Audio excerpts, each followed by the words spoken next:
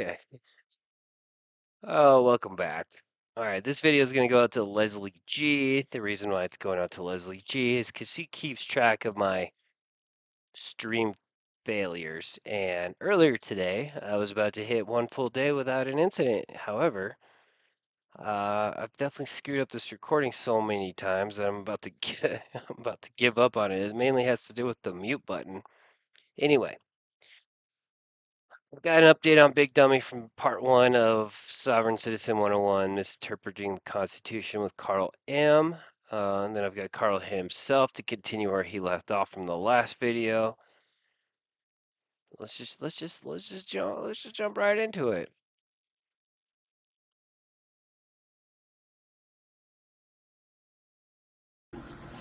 Well, I guess I would just, since I finally got an update, I would just feel like I would give an update about the court case. Mind you, that court case was what, I don't know, close to 2 years ago or something like that.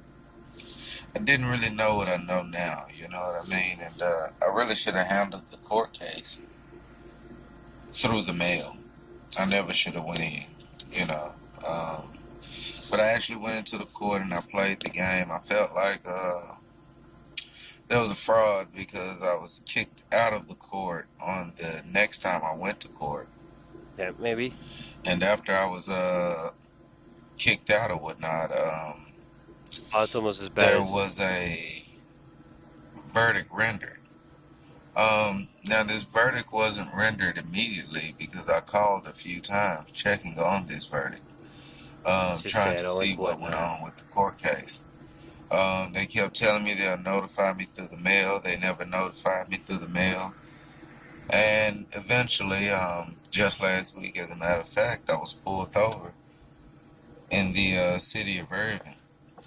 They noticed that, and I went on to let my driver's license expire on my birthday because I felt like if I had no contract with them, um, without any contract, they couldn't say my license was messed up or they couldn't judge me by that character, But they actually did. They got me in their court. I mean, they actually arrested me. And from being arrested, I actually served time, from Tuesday to Friday. And that was enough time to give me time served for all of the tickets. Um, the one thing I want to tell everybody is, sorry I keep looking away, but I'm actually sitting in the parking lot of my shop and I'm watching customers and stuff.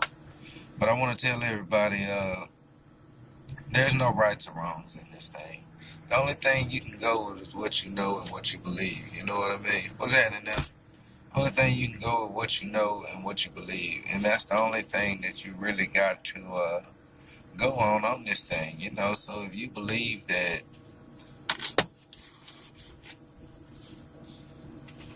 driving is this, you gotta go with your beliefs. Hey, just because you have to pay a fine don't mean you're wrong. You know what I mean? Okay, so Big Dummy said there was a verdict rendered. And what he really meant was there was a bench warrant issued. It took him another 2 years to get pulled over. He gets pulled over. He gets put in jail. He serves time. While he's in jail, he most likely made a plea or just pled guilty in general to the crime or the traffic infractions. They gave him time served. They called it good. We all moved on. The good news is, or the bad news, depending on how you like it, I've got more videos on Big Dummy.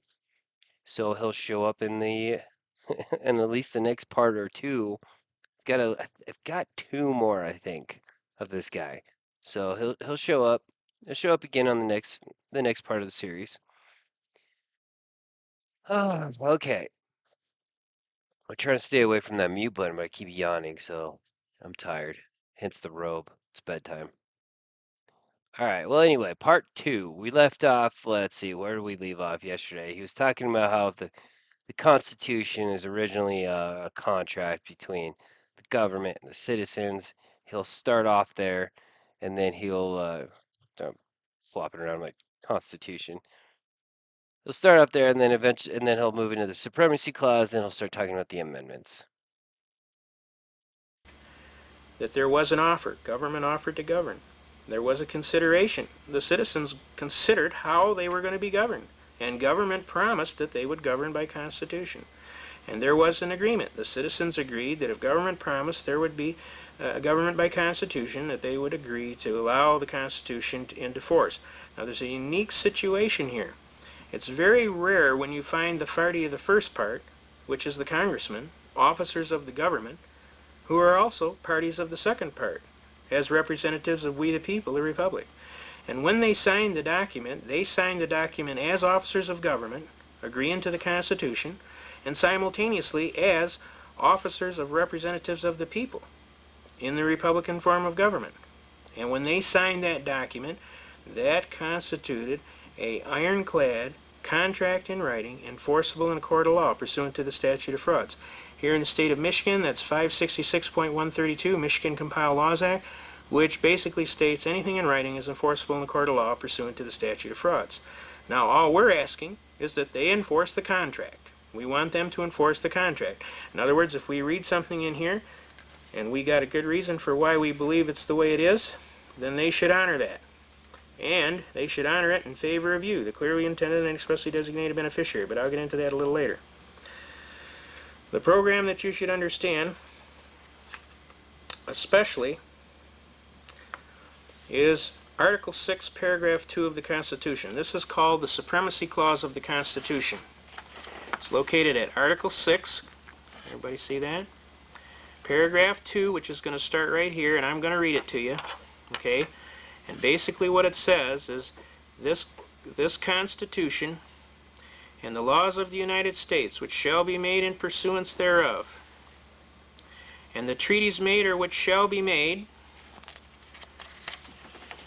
under the authority of the United States, shall be the supreme law of the land, and the judges in every state shall be bound thereby.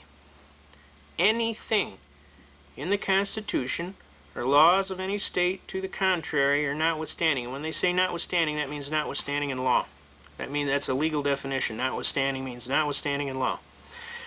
Now, a very important case, Marbury versus Madison, 5 U.S. 137. Pardon my reaching here. Marbury versus Madison, 5 U.S. 137. It's recorded at Volume 5, right here. It's an 1803 case, Marbury versus Madison. It's recorded in Volume 5, page 137. Now basically what this case states, and I'm telling you right now, if you want to use a case to cite for any purpose in court, you have to read the case.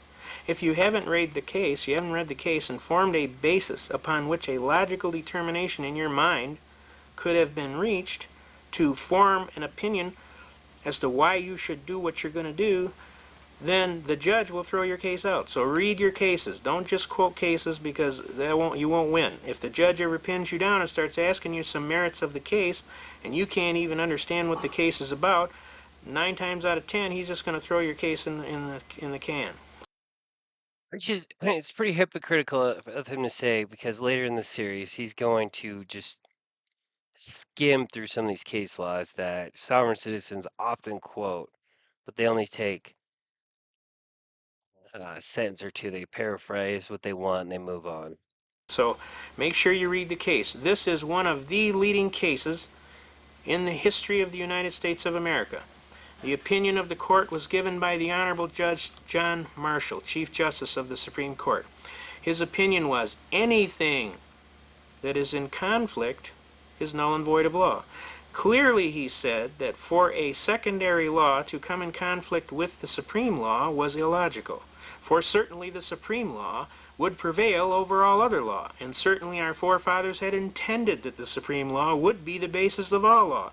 And for any law to come in conflict would be null and void of law. It would bear no power to enforce, it would bear no obligation to obey, it would purport to settle as if it never existed, for unconstitutionality would date from the enactment of such a law, not from the date so branded in an open court of law. No courts are bound to uphold it, and no citizens are bound to obey it. It operates as a mere nullity or a fiction of law, which means It's things like these that make me really wish that I could put some music in here, like House of Pain or something. it doesn't exist in law. Now let me give you an example in today's timing as to how effective this is. This argument is so effective that it literally nullifies the Brady Bill. It nullifies the crime bill that takes away the right of the people to keep and bear arms on these 19 weapons that turn into 159 weapons.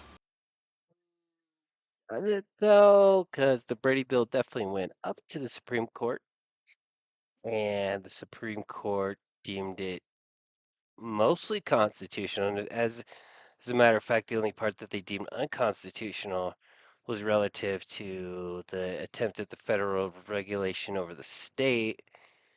But for the most part, the Brady Bill is still in effect. It mandates background checks for people applying to purchase weapons, firearms specifically.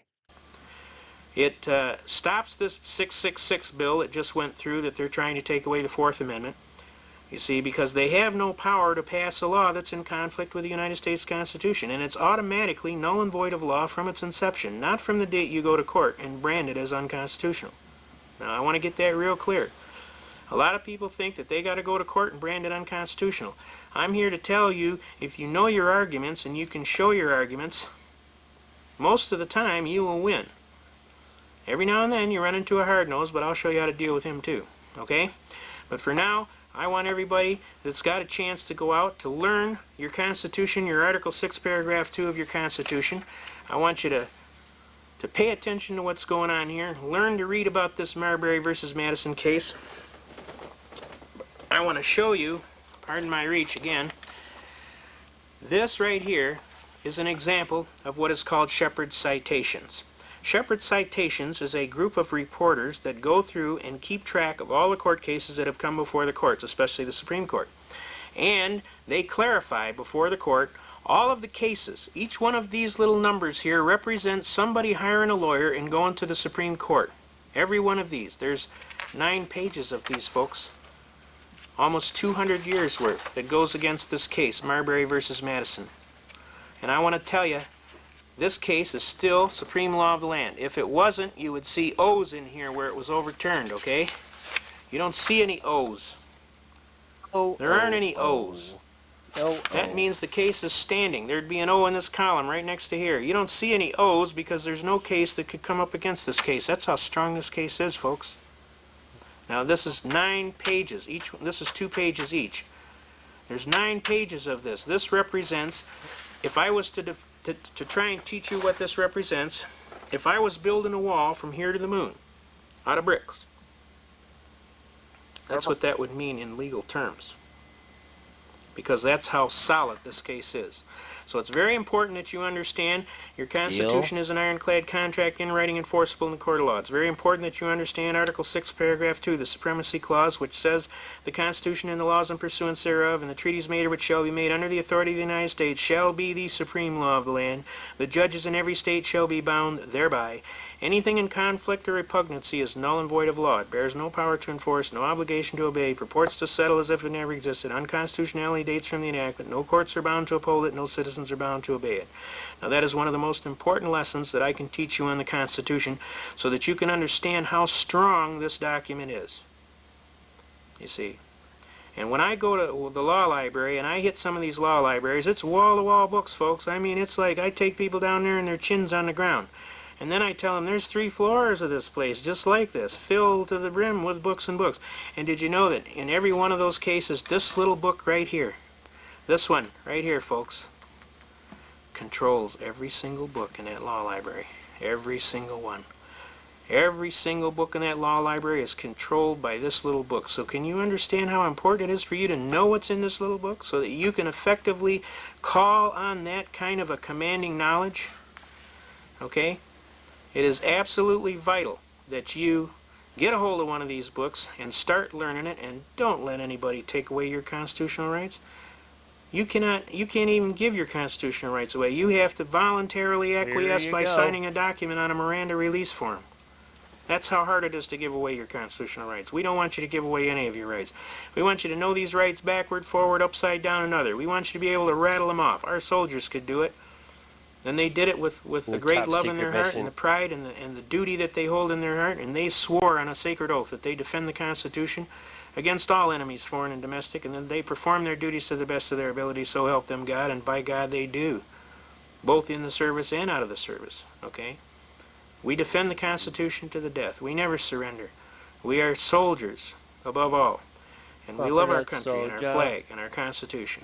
We are, what the term is under the military code of conduct. I am an American fighting soldier. I serve the forces which guard my country and its constitutional way of government. I am prepared to give my life if necessary in defense of that Constitution, and that's exactly what we're going to do.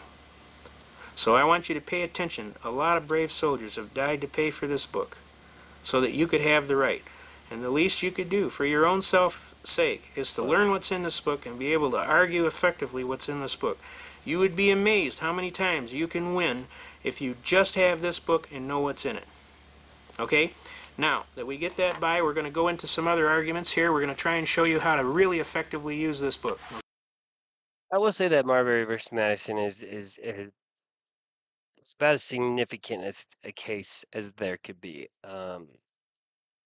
But I can also say it's more often used against sovereign citizen arguments than in favor.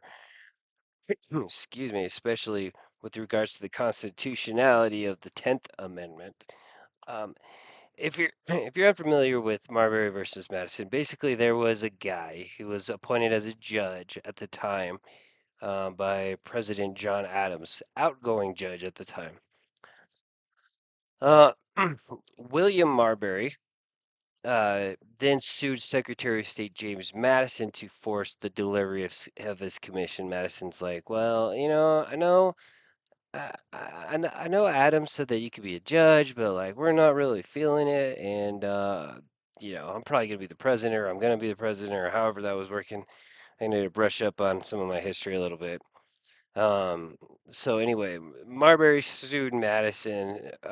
Marbury did lose that case, but since this had a presidential impact, what it did was the ruling affirmed the Constitution's supremacy um, over legislative acts and cemented the Supreme Court's power as the ultimate interpreter of the Constitution. That's why you see, presidential policy or laws go to the Supreme Court, and then they basically get shot down when the Supreme Court says it's not constitutional. So he says some other things in there that I don't want to comment on, like how things get to the Supreme Court in the first place. But, for the sake of me wanting to go to bed soon and you guys just kind of wanting to stick with the whole soft sit 101 stuff, let's just continue. Because I think we're going to get into travel here briefly soon. Okay? Now that we get that by, we're going to go into some other arguments here. We're going to try and show you how to really effectively use this book. Okay? Now that everybody's got that in hand. The next thing we're going to start teaching you is things like about the Second Amendment. The Second Amendment is one of the biggies that everybody talks about today, and the one that gets railroaded probably the most. The next is the Fourth Amendment and the Fifth Amendment, okay? But the Second Amendment is one of the most vital amendments here because our forefathers had such an important understanding of life, liberty, and pursuit of happiness, that was the First Amendment, that they turned around and realized that without the right to protect that first right, they didn't have that right. So the Second Amendment, they instituted the right of the people to keep and carry arms, and that right shall not be infringed. Now, they started out by saying a well-regulated militia being necessary for the maintenance of a free state. Okay? The well-regulated militia part is also the part where the Supreme Court typically deems some of these regulations as being constitutional, like the Brady Act. So he's going to want to get away from the first part of that by emphasizing the second part of that, but it's in there. And pretty much all gun regulation cases are going to go through the Supreme Court because somebody's going to put them there. But I do agree that there are probably more restrictions on the Second Amendment, right, relative to that second half than probably any other amendment, to the best of my knowledge. Isn't that a true statement, folks? A well-regulated militia is necessary for the security of a free state. That's just a true statement. So is oranges are orange. That's why they call them oranges. Okay? But that doesn't have any legal precedence in theory. The most important part about that Second Amendment is it says the right of the people. And the Supreme Court has ruled in hundreds of cases that whenever it says the right of the people, it means the right each of every single citizen to possess the right equally. Now, a lot of guys like to hand out this manola that, well, that's a collective right. You got to be a member of the militia. That's all hoodoo. You don't have to be a member of the militia. All you have to do is be an American. You have the right. The right to keep and carry arms, and that right shall not be infringed. Now you will note after infringe, there is no subparagraph A, B, C, D, E, F, G, which would stipulate as to what would be an acceptable infringement. So all infringement is forbidden. Now who says so? You say so. Do you see that? Does everybody see that? You say so. Who Pointing are at you? myself, I'm an so I see American. that. And I'm America. telling you, you're infringing my rights. You're stealing my rights. I claim infringement. I claim encroachment. I claim impingement. I claim usurpation. I claim you're stealing my right. Because that's what they're doing. And I ask them, what is it you don't understand about the word infringement? Because that's exactly what it says when you look in Black's Law Dictionary. That's another thing I want to bring up. Oh, here comes the book. When you want to talk to these people in court, you want to get a hold of one of these books. Right All here. these books. It's called Black's Law Dictionary. You would be absolutely amazed what's in Black's Law Dictionary. This is the exact words. Just a second, With please. pronunciation. This is the exact words Some soda for the guy. that you need to be able to definitively define the word game problem that we are having with these people today. They like to keep changing the words. But guess what? The words in this book are the words that were written when we were in the Constitution when it was signed. And the definitions that are in this book are enforceable in a court of law. You can bring this book into court and pull it open and say, this is the one, Judge. And they gots to listen. And that's the way it is. So for sure, if you're going to be in this, go down to one of your... They could also listen to the argument phase of a proceeding. They could also listen to the definitions in Oxford's dictionary, Merriam-Webster maybe. bookstores, whichever you may have in your area. Heck, I bet you they'd even listen to the definitions in Wikipedia. Yeah, Barnes & Noble or any one of the dozens of decent bookstores, and get a copy of Black's Law Dictionary. You need that to be in this because this is kind of like defining the map of how to get from A to B. You have to have this book to be able to pull it out so that you can turn around and tell them, hey, don't trample my rights. I take a real dim view of that. Another good book you can pick up on the Constitution is this American Constitution put out by West Publishing Company. This goes into a whole lot of widened arguments as to your Constitution. Now, after I'm finished talking to you, you're going to have a new concept of Constitution and how it works. You're going to understand that it's what you say it is. If you got an honest right, now I'll give you a perfect example. Now, the First Amendment basically talks about the right of life, liberty, and pursuit of happiness, right? But isn't the right to work part of right of life, liberty, and pursuit of happiness? You got a right to work, right? Contract your labor, your skill, and your time of life as you see fit, right? Does that make sense to you? That's a First Amendment right. Another First Amendment right would be the right to travel freely unencumbered. Oh. See, no state can require you to have a license. Okay. You guys at home, here's your homework assignment. Pull out that book. Tell me where it says that. Just tell me. You know what? I'll give you the answer. It doesn't say that. It doesn't freaking say that. There's no right to travel in this entire book. Nowhere in this book has the right to travel. Now there is a case law that talks about it, and it has nothing to do with whether or not you need a driver license, registration, or proof of insurance.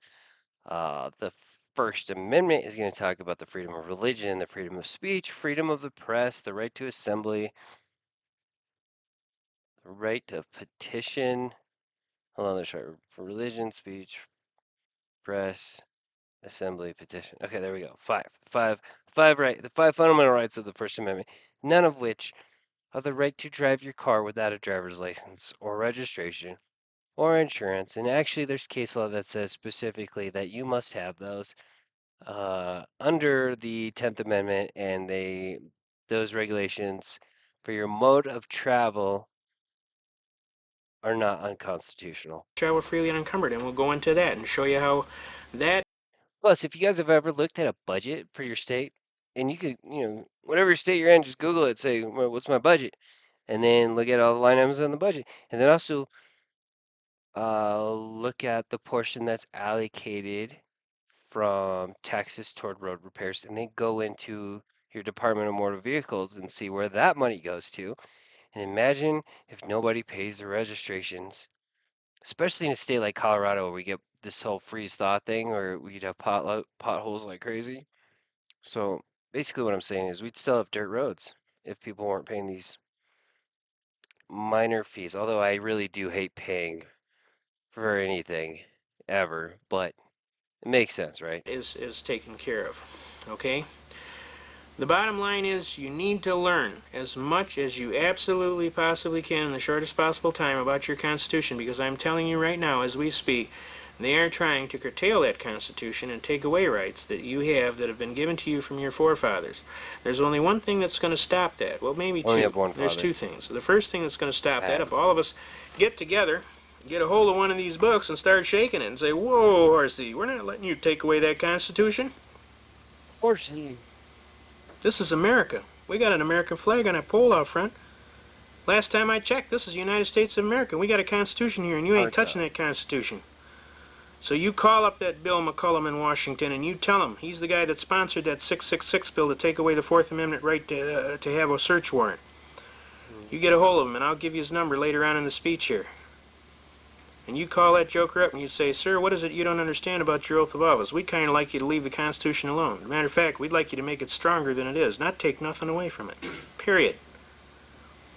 And we resent the hell out of you taking an oath of office to protect the Constitution, and we put you in office, and the first thing you do when you get in there is try and scuttle the Constitution and flush it down the toilet. We're not going to put up with that stuff. We want you to understand that real clearly.